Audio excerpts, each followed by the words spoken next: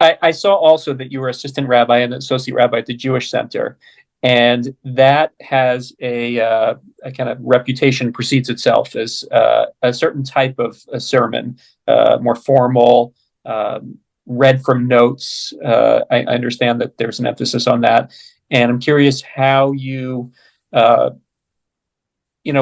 coming from Shari Shemayim and then over there, was it a divergence in style that you had to match, or did you see it as kind of a step up in your sermon style speaking? So it was the expectation. You're exactly right in what its reputation is, and that's exactly what it is. The style is very structured and formal. The expectation is that the rabbis will conform themselves to the style of the shul. Certainly, as assistants and interns and associates, like this is how we do it. And that 12-minute perfectly written sermon, beginning to end, is kind of the gold standard. If you will, it's the ghost of Rabbi Lamm, Zecher Tzadik V'Kadosh Livracha, who set this incredible standard. You read Rabbi Lamm's drashos, and you can tell this is someone who understood the value of every word that they used. I will tell you, a former executive director and shamish of the shul would tell me this, describe Rabbi Lamm's process.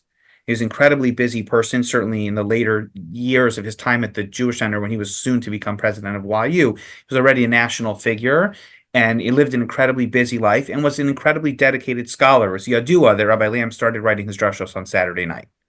That's Yadua. And that being said, Rabbi Lamm's drashos, there were no computers. So he had a secretary that was typing for him. So Rabbi Lamm would come into the office for 20 minutes between meetings, and he would come in with a hard copy of a drasha and scratch off 2 words because he wanted to reformulate a sentence and rewrite it by hand and give it to his secretary, and she had to retype the entire thing beginning to end. And from the collections online, even the final drafts have scratches on them and words changed. He did create this incredible gold standard. And he was a master at that. His mastery of language and his creativity and his wisdom were all present on the page. So yes, that's a very high standard. It's also not everybody's skill set, which I think is okay to say. But in that position, there was an expectation that this is what we're going for. There were times where I felt I understood the value of it, and I produced something that I was really proud of, and I'd worked so hard at it that it all felt worth it to try and be that person or to fit that mold.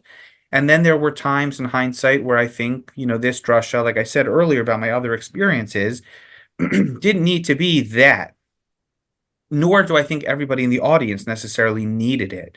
So it might have been a little too constraining, but I totally respect and appreciate that style very much. And I know that it's doable. People say, well, you can't read off a piece of paper and have it be meaningful. Or I hear my rabbinic interns say this all the time. This isn't the kind of idea that I could write on paper. That's not true. Every idea can be written perfectly. From your own life experiences, and it's true. You ask somebody in Hollywood about how do they write scripts for really emotional scenes. It's a challenging skill set, but you could do it. So I do believe that every great idea and feeling you have can come out on paper, and you can maximize your time, and you can accomplish so much more. Because when you really crystallize everything and you synthesize it, you can pack in a tremendous amount into 12 minutes on paper. Again, it's a specific style, but it can work. So I worked very hard to follow the instructions that I was given and the mentorship from Rabbi Levine, who continues that tradition in a very ritualistic and purposeful way. And I tried my best to do it as I could. I wouldn't say that I continue to abide by those principles. In Riverdale, I think the structure is a little bit softer, and I lean into that. But it was also a tremendously meaningful learning experience, and I learned a lot about how to convey my ideas as clearly and precisely and succinctly as possible. And those are very important skills to have. Yeah. Someone was telling me, I think it was Rabbi Hain, Shmuel Hain, was telling me about the architecture of the bima there is it's much more elevated. And so when you're darshaning or preaching or whatever you want to call it, there's this kind of status, where there's this I and you, versus maybe let's say a we, more conversational, more collective experience for the Gila. Did you That's an find that? interesting memory. I don't know if I necessarily felt it. I think it's a very effective space.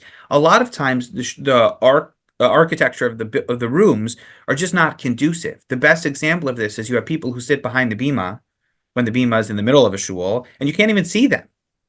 So, and they certainly can't see you, or they're uncomfortable. That's really tough. The piece that, specifically because I've moved from the Jewish Center to the Riverdale Jewish Center, the major difference for me is not the height, or that gap, even though I know what he's referring to, but the Riverdale Jewish Center is a very wide room. It's almost like a semicircle. And if the Rav wants to speak to the people that are to his far right, he has to turn his back to the people that are to his far left. And even though the Jewish Center is a very large sanctuary, it's very narrow. And the people, especially in the women's sections, because the women are a little more elevated than the men, the women feel very close to you, to the right, and you don't have to look very far from the pulpit. And here it's a constant struggle, and we're guiding our scholars and residents. Please don't look all the way to the right. Please don't look all the way to the left. People won't be able to hear you.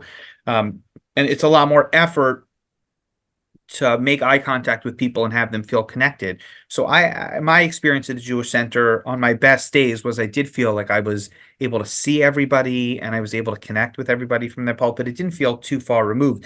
Shari Shemaim in Toronto, incredibly high up, much higher than the Jewish Center, 12 steps up to the Aron Kodesh, and the rabbi's way up there. And it's a big impediment on connecting to people. The space matters a lot.